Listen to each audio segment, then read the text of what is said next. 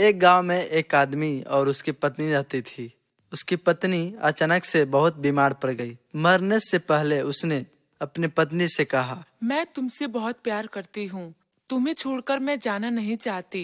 मैं नहीं चाहती कि मेरे मरने के बाद तुम मुझे भुला दो और किसी दूसरी औरत से शादी करो। वादा करो कि मेरे मरने के बाद तुम किसी और से प्रेम नहीं करोगे, वरना मेरी आत्मा तुम्हें चैन से जीने नहीं देगी। उसके जाने के कुछ महीने बाद उस आदमी ने किसी दूसरे औरत की तरफ देखा तक नहीं। एक दिन उसकी मुलाकात एक ऐसी लड़की से हुई जिसे वह चाहने लगा। बात बढ़ते बढ़ते शादी तक आ गई और उसकी शादी हो गई। शादी के कुछ महीने बाद आदमी को लगा कि कोई उससे कुछ कह रहा है।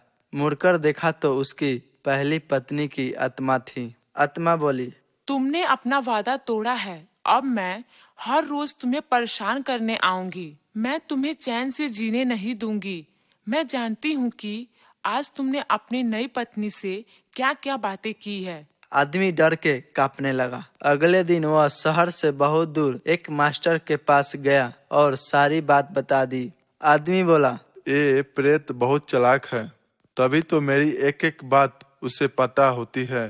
मास्टर बोले, कोई बात नहीं, मेरे पास इसका भी इलाज है।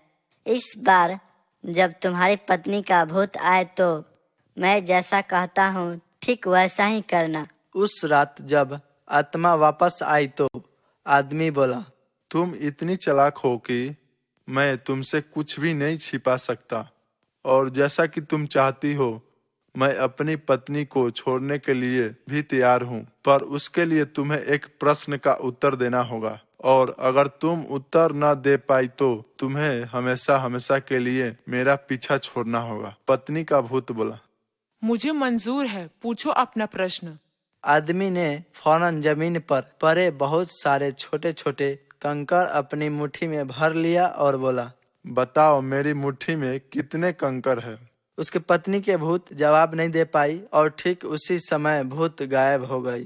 कुछ हफ्ते बाद वो एक बार फिर से मास्टर के पास गया और आदमी बोला, उस भूत से मेरा पीछा छुड़ाने के लिए मैं जीवन भर आपका आभारी रहूंगा, पर मैं यह नहीं समझ पाया कि आखिर में उस प्रश्न में ऐसा क्या था कि एक झटके में ही भूत गायब हो गया। मास्टर बोले, बेटा, दरअसल कोई भूत ही नहीं था। दरअसल दूसरी शादी करने की वजह से तुम्हें अपराध बोझ महसूस हो रहा था और उसी वजह से तुम्हारा दिमाग तुम्हें भूत का अनुभव करा रहा था। आदमी बोला, पर ऐसा बात था तो मेरी हर एक बात कैसे जान जाती थी।